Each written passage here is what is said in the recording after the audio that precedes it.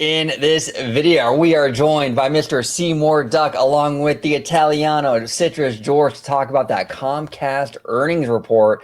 Very, very interesting stuff here. We're going to dive into it up next on OG55.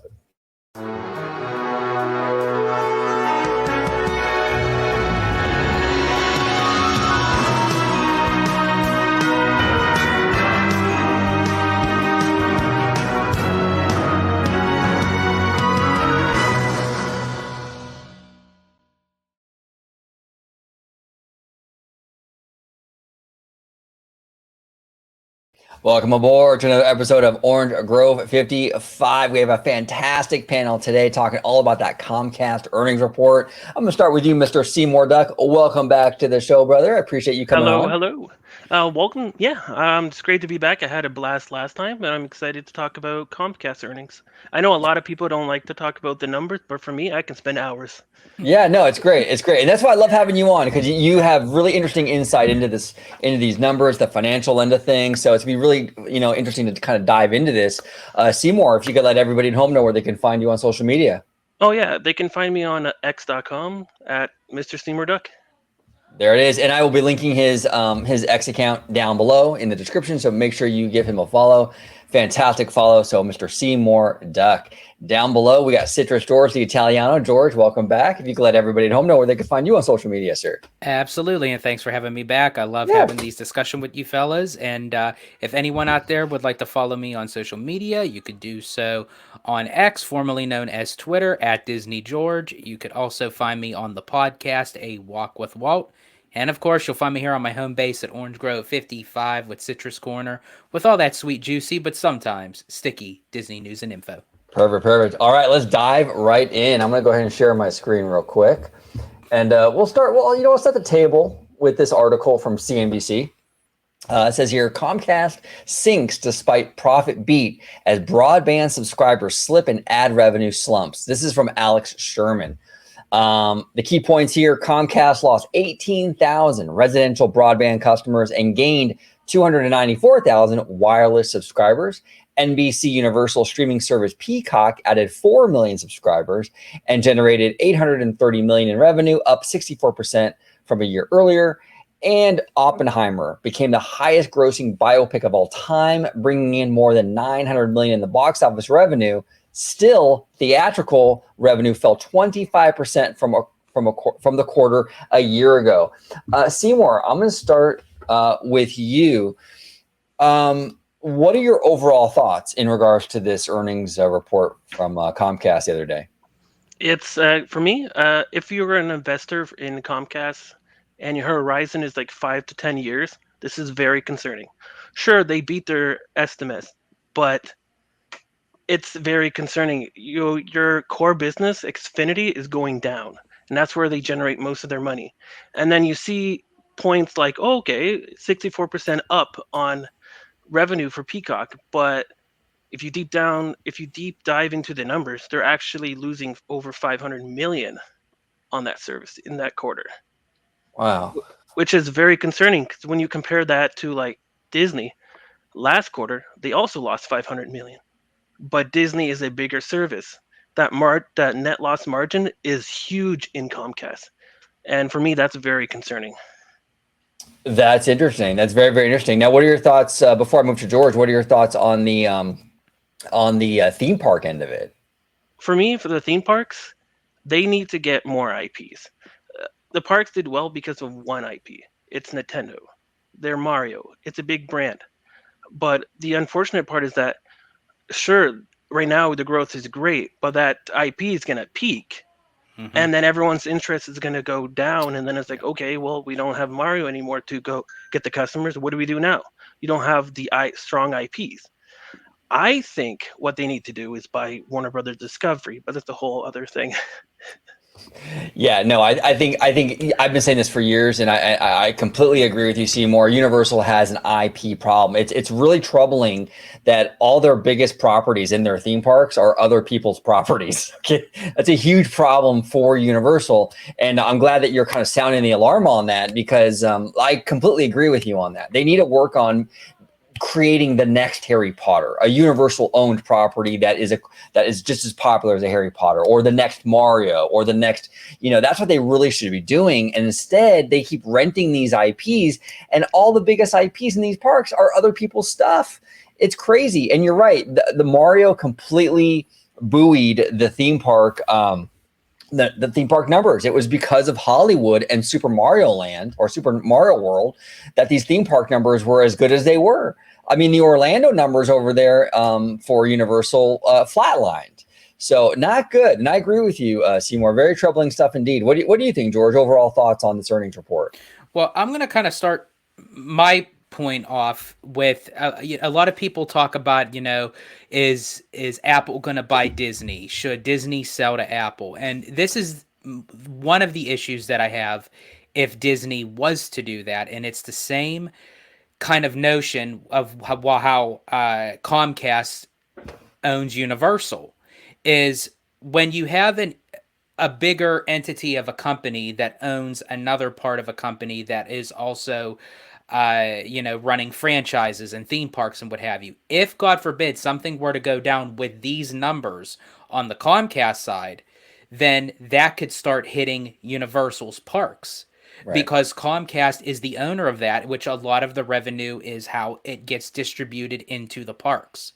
So, and a lot of people can have the argument, well, Apple's not Comcast. A lot of people were saying, hey, you know what? 13 years ago, Comcast is a beast. They brought Universal out from the rubble, which they did. But in this case scenario, based off of these numbers, if Comcast continues to decline, that could start hurting Universal. And as far as the parks goes, that's where I do agree with you, fellas, that Universal needs to focus on having their own IP franchises. And I also agree with Seymour that how long is it going to be for Super Nintendo to hold up? As of right now, those numbers came from Universal Hollywood because Super Nintendo opened there. But after so long, it's just going to be another land. And then it's going to hit, a higher end to Universal once Epic Universe opens because of that Super Nintendo world, and then the Universal Monsters and what have you. But that can only last for so long. It's not going to stay that. So it's almost like, okay, what's Universal going to do next? At least in Disney's side, yes, Disney has taken a hit. Disney has, dropped numbers and what have you, but Disney can still hold their own because they own all of their own. Right. Universal can't say that. Right. And pre-show, Seymour and I were discussing this. He made a great point. Like with a property like Harry Potter, Universal doesn't enjoy that synergistic flywheel, as Chapek used to call it, right? Where you have the theme park stuff and the studio stuff, and they work together. Universal does not own the movie rights to Harry Potter. Warner Brothers does. So they don't have that same synergy. I mean, look, the synergy, the flywheel, is really the secret to the success for Disney parks for all these decades. They feed off each other. And Universal, by and large, doesn't have that. Now, some of their properties are big. We have Minions, big property. Some of the DreamWorks properties are pretty big. Jurassic Park and Jurassic World, those are big. But for the most part, it's a lot of borrowed franchises, and I think it spells trouble for them. Now, Seymour, I wanted to ask you, in terms of speaking of franchises and that synergy flywheel, with the movies, it said even with Oppenheimer making $1 billion worldwide, and I believe Mario is also in this quarter, if I'm not mistaken. They still lost on that end of it. What are your take on that on the theatrical side of things? The thing is, ever since COVID, I think we trained ourselves to not go to the movie theaters anymore. And this is why you see a bigger hit on Disney compared to Comcast. Even Pixar president states the same thing. We trained ourselves to just watch it on streaming. We can wait. We don't no longer have to go to the movie theater, see it. We can wait a month or two, and it'll be on streaming. The number one movie right now that premiered, the biggest one is Elemental on Disney Plus. Even though the box office numbers were okay, subpar, they were not that great. The streaming numbers are doing amazing. Number one premiere. And I have a feeling that the same effect's going to happen with Comcast when if they try to increase Peacock and become a bigger streaming service worldwide. Because right now it's only UK with their Sky business and Universal NBC with in the States. If they become a worldwide success, I think it's going to happen the same thing. It's the drop in movie theaters going to come increase in subscribers, Yeah. and we need to adjust accordingly. The entertainment industry needs to adjust accordingly to this because streaming is taking over everything. Yeah, no, 100%, 100%. Because people talk a lot about like the Disney animation stuff, like like Encanto, weak performance at the box office. It got onto Disney Plus, and it soared. I mean, it was a huge hit on streaming. Same thing happened to Elemental. It did okay. It legged out a little bit in theaters, but it really soared again, like you said, Seymour, on Disney Plus. That's pretty much that's kind of the future for Universal if they get this Peacock service more popular worldwide. That's pretty much what's going to happen here as well. So it's very interesting. What are your thoughts on that, George, in terms of the box office end of this thing? Yeah, again, what Seymour was saying, I just feel like that we're creatures of habit. So when we get put into a situation where it's like we have no choice, it's, back in 2020, we adapted to it. So when things kind of started opening up and it's like, okay, well, I'm paying for a subscription a month. A movie is going to be released within a couple weeks or up to a month after it's released into theaters. Why would I pay a premium price each month for streaming if I'm going to go out and spend an arm and a leg at a movie theater anyway? So it's like an extra cost. So being that they're releasing it within a couple weeks to a month on a streaming, as Seymour said, might as well just wait for it to be released. So, and it is nice, to have like the movie going experience. But I mean, I think just the way technology is and the way that the world is continuing to evolve, I just think that movie theaters right now are starting to feel the burden of how drive-in movies did back in the day, where I feel like that they're just going to be, they'll exist, but a lot of them will be obsolete. Yeah. No, I agree with you, George. I don't think movie theaters will ever completely go away, but I think it's going to be much more of an event thing for families to do, or dating stuff, right? Where I think that like before streaming, everything went into the theater, and I think now in this new kind of world, this new kind of economy for Hollywood, I think it's gonna be much more selective. You'll see the big blockbusters obviously go into theaters. The big Marvel movies, the big Star Wars, even some of these big animation titles. But a lot of these smaller things, like these rom-coms and things like that, I think these studios are just gonna have to put that onto these streamers. And it's gonna be very interesting to see what happens with Universal and Peacock, and how that shakes out if this thing gets bigger. We'll see.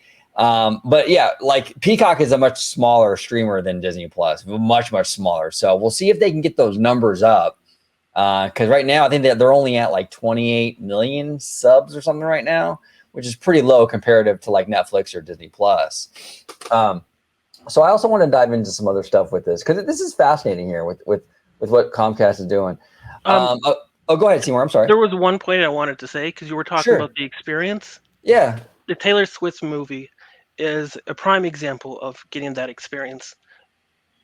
Instead of, can't get that same experience at going with streaming. It feels like a concert experience going to the movie theaters if you want to see Taylor Swift. That's a great point. You're right. It's that concert experience. You're with other Swifties, as they call them, right?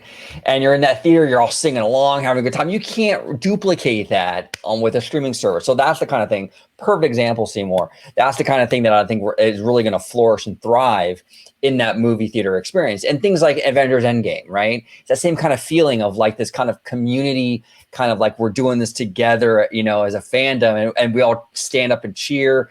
And that sense of like, togetherness with these big event things.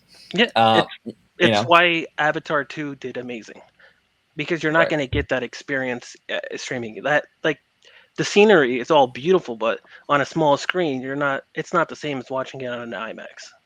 Right. No, 100%. 100%.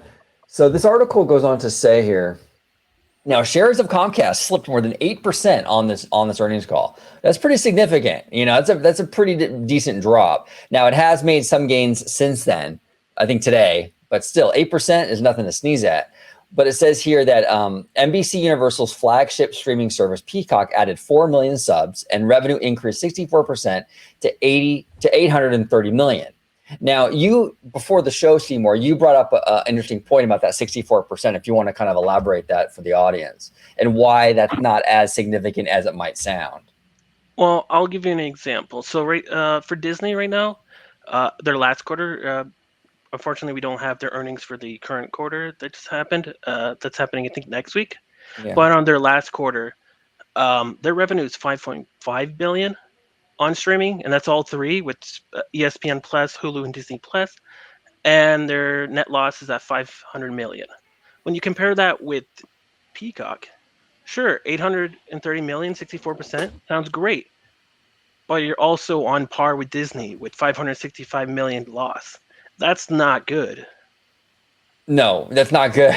That's not good at all because 500 million loss for Disney when you're talking billions is a way smaller percentage than what you're dealing with Comcast's Peacock service. So that's a fantastic point, Seymour. I'm glad you brought that up. And when you think of Peacock, what content do they have? The Office, like Minions, Mario. Like that's the thing, right? With Disney, at least you're getting all that content for that price. They still have to adjust accordingly because still not making money. But this is a huge margin loss for Comcast. And if they're trying to increase the service, I don't know how they're going to cut costs. Right, 100%. And I look at these Nielsen numbers, right? And a lot of people give Disney a lot of shit, for Ahsoka and stuff like that. But Ahsoka is one of the top, I think one of the top 5 or 6 shows on Nielsen or whatever week to week. It did decent, I never see anything Peacock related on the Nielsen numbers. It's all Netflix. Majority is Netflix. A few Disney Pluses, and that's about it. But Peacock never charts on these things, and they don't have anything. They had a few with the Saved by the Bell reboot. I don't even know how that did. It only lasted a season or something, right? It didn't do that great. But they don't really have anything. I mean, it's crazy. Yeah, if I'm not mistaken, I think they added Suits on there, but they combined Netflix numbers as well, so that's kind of cheating. Right, exactly, 100%. Now, George, do you have Peacock, or do you ever watch Peacock, or? I do have Peacock. I think the real the real reason why I have Peacock, it's one of the cheaper streaming services you have to put up for a month. Well, I think it's free with ads, if I'm not mistaken, right? Yeah, I usually get all the ad free stuff because I get enough ads on YouTube, so it's I'd rather just. But to actually pay for it, it's I think $6.41 a month. Wow. Ad free. Peacock's okay, but it's because I like to watch older traditional shows, not so much of what's current streaming, the current stuff that people tend to go for. But I'm probably the 2% of the population that has Peacock for that reason. A lot of people more so go for the newer stuff, the current stuff, the up-to-date stuff. So when you compare that to Disney and Netflix and what have you, Peacock falls short on that list for sure. Yeah, no, 100%. So TV Grim Reaper, which is a great follow, by the way, on Twitter or on X. Everyone should definitely follow TV Grim Reaper. But TV Grim Reaper here is saying Comcast lost 2.1 million, 12.5% of their video customers in the past year. If recent trends hold, 1 million of them will abandon the bundle entirely. Goodbye cable and broadcast network fee revenue profit forever. What are your thoughts on that, Seymour? The funny part about the CNBC article that was talking about how their revenues grew, it grew because they increased prices, not because they increased customers. And this post here, it's not a good trend. At the beginning of this I said it's concerning because that's their core business. If you're losing out on linear and all you have is internet, it's not it's not good. You have to focus on the other side of the company, their businesses, and as we're looking at those are not looking good either.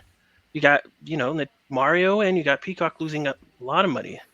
This is not good overall. It's very concerning for a shareholder whose horizon is 5 to 10 years. And I'm kind of glad that we're touching upon this because I think a lot of people they only focus on Disney having the issues with their streaming or the company losing, whether it's in the theme parks or in the movie theaters or what have you. And this just proves to show that it's not just Disney that's going through tough times right now. All No. these companies are, but just nobody is willing to talk about it. No one's willing to talk about it. You're right, George. No one really. It's all the mouse house, the mouse house, the mouse house, the mouse house, and it's like I get it because Disney is going through some stuff too right now. Absolutely, absolutely. They have a laundry list of issues they got to deal with. But I mean, honestly, some of these problems over at Comcast are similar issues, and in some cases even worse. A lot of people talk about like the cord cutting problem for Disney. If you think the cord cutting problem is an issue for Disney, oh my God, it is crazy bad for Comcast because Comcast is way more involved with that than Disney is even. So these, like Seymour said, this is a huge issue. The 5 to 10 year thing is a huge issue for Comcast Universal, and they keep bringing it up. Like you see all these articles about how the theme parks did so well. They didn't really do that well. It was basically Hollywood. And I think some of the international parks did really well. And it offset the losses from the Orlando park. The Orlando park didn't do well at all. So that's a huge issue. So even the star of the show in this earnings report really wasn't all that great either, So, we'll see. We'll see how this kind of shakes out. Speaking of theme parks, our good friend, Mr. Scott Gooston here says he made a tweet on earnings call day. In its Q3 earnings report, Comcast reported its theme parks EBITDA increased 20%, the highest quarterly profit ever for the division. The increase was driven by higher revenue at international parks and Super Nintendo World at Hollywood, but offset by lower revenue in Orlando. So exactly what I was saying, where it's like, yeah, you increased your revenue, but it was only because of this Mario thing. And to Seymour's point, you can't rely. They're relying on this one IP. They're so reliant on it. And we also talked about it a little bit, OG, when we were mentioning that just like with Super Nintendo and Harry Potter, being that Universal doesn't own those, if J.K. Rowling wanted to pull out, or if Super Nintendo wanted to pull out at any given time, Universal will then have a problem. Because, again, it's not their own intellectual properties that they have full ownership to say, what, we have the say-so, full 100% say-so of what we want to do with these IPs. You never know. This is why I'm very much against this kind of renting of IP or these partnerships, right? Depending too much on them. Disney went through a lot of this issue under the Michael Eisner years when they were partnerships with like Pixar, but then the relationship started to get strained with Pixar, and then there was a real threat of like Pixar going to some other company. I mean, we were this close to that happening, and what would have happened then to all the Pixar stuff at the Disney parks, right? I mean, that it would have changed the whole dynamic. And that's the problem when you do these kind of partnerships is that you never know when it'll go south. It might be good today. The relationship between Universal and Nintendo today might be fantastic. But what happens if, say, 4 or 5 years from now, it's not so good and it starts to strain? Then what happens? Then you got real problems. Now you got all these Nintendo properties in your parks that you might have to alter or change because now that relationship is not the same as it once was. So it's a huge freaking problem. And Universal, like we said many times in this video and many times in other videos, they have an IP problem. They got to get their own IPs in there that are billion-dollar franchises and rely less on other people's stuff. But Scott Gooston here says Comcast says revenue in Orlando, quote, continue to be above comparable pre-pandemic 2019 levels. The experiences division Expenditures increased 44% to 884 million, reflecting increased investment in constructing the Epic Universe in Orlando, which is scheduled to open in 2025. Seymour, I don't think we've ever discussed Epic Universe together. What are your thoughts on this new park coming to Orlando? To be honest, I'm more excited to go to Universal Japan than Epic Universe. That's Because fair. if you look at Universal Japan, they actually brought in the Pokemon IP in there as well. Oh, And so it's not just Mario, it's also Mario and Pokemon. The IP for Epic Universe doesn't excite me at all. Can we just honestly say that Japan does like everything better? yeah. Like it's Yep. It's seriously an advanced civilization. Okay, I'm convinced, absolutely. But you're right though. You're right though, Seymour. The IP in this park is interesting because okay, so the Nintendo stuff is going to be a big hit, I'm sure. I mean, Nintendo is like freaking hot right now. Everyone loves Nintendo. But everything else is real weak sauce, right? So you look at Potter, that franchise is struggling like crazy right now. There's a reason why David Zaslav, CEO of Warner Brothers, wants to reboot it. You don't reboot a franchise that's healthy. You reboot a franchise that's struggling, and you need to insert some enthusiasm back into it. So that franchise is kind of like struggling big time. How to Train Your Dragon, like what have you done for me lately kind of vibes. Like it was when the trilogy came out, I think it was very popular, well received, critically acclaimed, but there hasn't been a lot of talk about this IP since, and that really points to it questions the long-term viability of this franchise. I know a lot of people are gonna say in the comments, well, they are making a live action version of these films, and that's fantastic, and that will probably bolster the popularity of it short term. But we've seen with the animated movies that once the movies stop getting produced, that the interest in this franchise dips dramatically. It becomes irrelevant very fast. Go ahead, George. Well, I want to actually touch upon that. Going back to what you were mentioning about Harry Potter, I feel like Universal, although Wizarding World did a phenomenal numbers when it first came out, but we also have to take into consideration Wizarding World opened at the time they were on to the second to last film of the Harry Potter franchise. So, as the peak of the theme park attractions that were going on a high, the film franchise was just wrapping up. And everyone was kind of like, okay, we're finishing this off for like a 10, 12-year run of these films. So I felt like it was like the placement was a bad time in a sense, where if the theme park attractions would have opened maybe like midway of the movie franchise, I feel like they would have gave them more leg room, that it would have still stayed in a popularity, where now, again, as you mentioned, now they have to reboot, they have to change some things to kind of keep that franchise flowing so it stays relevant in the parks. As far as for the How to Train Your Dragon, that could be like a hit or miss with the live action, because we've noticed that with the Disney movies. Right. Even though that they are popular, they do bring in money. But for instance, like the Beauty and the Beast attraction over at Tokyo, if I go and see that, I'm focused on it being the animated film, not necessarily the live action, because it is based off of the animated. So if you're gonna reboot of a movie franchise that used to be animated films to live action, for me, it doesn't really seem like it would help out either way, because the attractions would be based off of the animated. Right. Yeah. No, well, that's true. They will be based off the animated. That also brings the question: Harry Potter. If Zaslav reboots that franchise, what's the perception of those attractions with the old actors and actresses in it? So that's interesting. Now, Seymour, another land in this park would be the Monsters area. What are your thoughts about that as an IP? Do you think that's viable, or? Sure, for Halloween. I'm not excited, but I know a lot of people are, but I'm not excited for Epic Universe. The lack of IP, besides Nintendo, I'm a big Nintendo nerd, so besides their IP, everything else in the park, I'm not that excited. I'd rather go, like I said, I'd rather go to Universal Japan and have Pokemon and Mario there.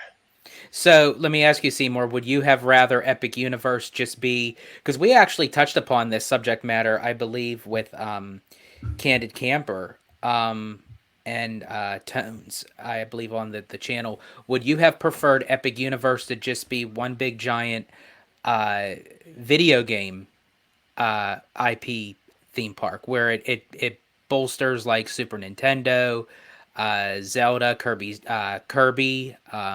Pokemon? Would you just love to just see just a That would whole be theme park? fantastic. Bringing back the point where how we trained ourselves to watch more streaming, we also trained ourselves to find other forms of entertainment, and I feel like the video game industry has blown. Uh, it grew dramatically during COVID, and I think that helped Nintendo, Pokemon, and all the other video game franchises. And that would be fantastic, actually, if they had a video game theme park. And not even just like with the Nintendo franchise. I mean, you could do Halo, you can do like so many you could Yeah, even do like classic uh uh video games that was like from like the pixel, I call it the pixel years. Oh, well, that would be interesting to have a whole land in 8-bit, you know? Yeah. I mean, that would be absolutely wild. I mean, that would be a genius park, absolute genius park. And these are properties too. A lot of these properties have stood the test of time already, you know, unlike some of these others, like How to Train Your Dragon, it's pretty iffy, you know what I'm saying? But a lot of these video game properties have been proven to be generational hits. So you're going in there with minimal risk, you know? And I think, Seymour, you bring up a good point when I asked you about the Monsters Land and you said, well, yeah, for Halloween. That's the thing. We don't know. Like, people think, oh, well, look how big this IP is on Halloween Horror Nights and this, that, and the other. It's like, yeah, but that's the Halloween, that's spooky season. You know, are people going to be down for that kind of thing in April? I don't know. I mean, here in Universal Hollywood, we had I don't even remember what the name of it was. It was some sort of like Dracula's castle or something. When you first walked into the park in the entryway, it's gone now. It's been gone for a few years. I think it was like Van Helsing something. I don't remember. But it was basically that. It was basically like a Halloween type of thing that you would walk through, right? That thing is gone now for a reason. It didn't do well because that Halloween all year thing didn't really work. You know, we've seen with Universal's movies, they completely scrapped their dark universe, cinematic universe. You know, The Mummy with Tom Cruise was supposed to kick that off, and that movie died a dog's death at the box office. Even in theaters, these Universal monsters are not doing that hot. They haven't been, you know, and so how is that going to translate in a theme park? We'll see. And look, it might be hugely successful, but I think these are questions that I think people have to bring up because it's fair to say I think this park is lacking some strong IPs. There's a lot of question marks here outside of the Nintendo property. And I also feel like the people that would find the Universal monsters more nostalgic are the older generation. And those are probably the people that aren't even going to be able to even go on these rides. I mean, the newer generation, I mean, if you were to go out and take a survey and ask these new upcoming kids that are growing up into their preteens or even teenage years, it's like, and you ask them about the classic Universal monsters, are they even going to know what you're talking about? It's like, so how relevant is it going to be for when that park opens that these kids are even going to understand what really it's all about? Right, 100%. Now, Seymour, I know you love numbers, so I'm gonna throw a numbers question at you. Like for Epic Universe, right? So in terms of the money, right? Like the revenue coming in to Universal, when this park opens, do you see it cannibalizing or not cannibalizing the other two parks? You know, because that's a huge issue. Because Universal's hoping, I think, that you do the other two that exist now and you tack on that third park. So because that would boost, obviously, you know, well, you're getting the admission price for that new park, and hopefully you can bolster the hotel occupancy, right? So you kind of have to maintain what you have now and add that one park. To do that, though, do you think they're going to be able to be successful in doing that, to bolster their theme park number, to maintain those two parks and add that third one, or is there going to be some cannibalization there? I think both. At the start, it's going to boost it up. But then the peak interest will die down, just like how I mentioned, like the Mario interest. Right now, everyone wants to go, but then it's gonna dive down and it's gonna cannibalize the other parks. Yeah, yeah, and that's And where I'm it's at not too. Go that ahead. close. I forget how far that park is compared to the other parks. No, it's you have to take a bus. The Yeah, Universal is going to have a bus service, so I think I it's like don't. a 10-minute drive or something. To be honest, I don't think a lot of people are going to do that. They're going to stay in one park and that's it. Yeah, that's interesting. That's interesting because that's different than the Disney bubble. Because a lot of people, we've mentioned that George and I, and a lot of people will get in the comments and say, "Well, Walt Disney World's huge. You got to take a monorail and this and that." But you're still on property. You can take a monorail from the Poly to Epcot or whatever. It's all connected. You're on that in that bubble. It's a little different situation when you're going into a bus and taking side streets, Exactly. to this other thing 10 minutes away. It's a little different situation. And is that going to discourage people from even going to the other part of the resort? Right. For people who take, whether like a rental car, for instance, I mean, you got to watch those tolls there. Every time you go back and forth. You gotta watch But those tolls. Yeah, exactly. They'll get you. They'll they'll get you. get you. But it's like, are they going to want to do that every single time?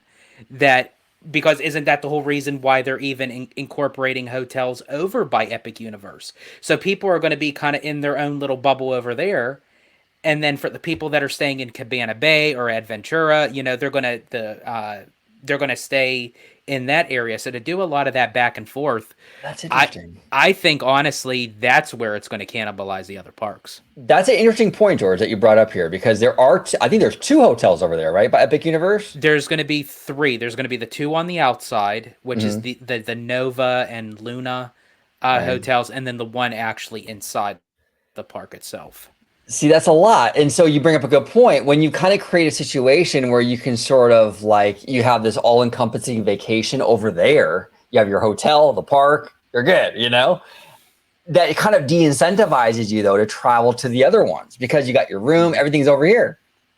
Mm-hmm. And you have the same situation over by Island of Adventure and Universal Studios too. You get the hotels and all that over there. So you're right. You de-incentivize the travel back and forth. That's fascinating. Interesting point. Interesting point. So Seymour, I want to ask you in regards to this Comcast earnings, like why, like in your opinion, like why do you think that this doesn't, because you see a lot of the Disney stuff, man. Like, I mean, a lot of the issues we're seeing over in Comcast are very similar to that of the Disney stuff, but you don't really see the same kind of coverage. If Disney had a quarter like this, you would see 1,000 articles about, selling the Walt Disney Company off because they're doing so poorly.